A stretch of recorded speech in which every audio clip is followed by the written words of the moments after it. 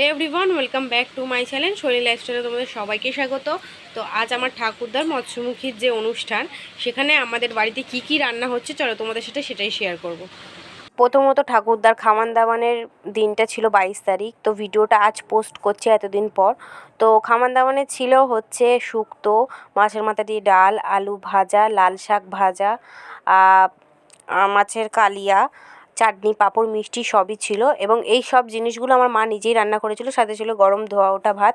প্রায় আমার মা 30 জনের মতো রান্না করেছিল, কারণ 30 জন ইনভাইটেড ছিল। তো এখানে মাছের মাথায় নুন হলুদ মাখানো ছিল, আর কিছু মাছ ভাজা হচ্ছিলো, আর চিকেনও বাবা নিয়ে এসেছিলো, কারণ আজকের দিনে চিকেনটা খেতে হয়। তো সাথে ছিল মালপোয়া পিঠে টাইপের। আর আমার মায়ের ইচ্ছে ছিল যে মাছের কালিয়াটা করবে সেটা পোস্ত আর কাজু বাদাম দিয়ে করবে, বাটা দিয়ে। তো মা পুরোটাই নিজের মতো করেছিল, আর তেল মশলা একটু কম দিয়েছিল, কারণ আমরা 11 দিন ফল আর হবিষ্যির খাবার খেয়েছিলাম ওই জন্য। তো ভিডিওটা কেমন লাগে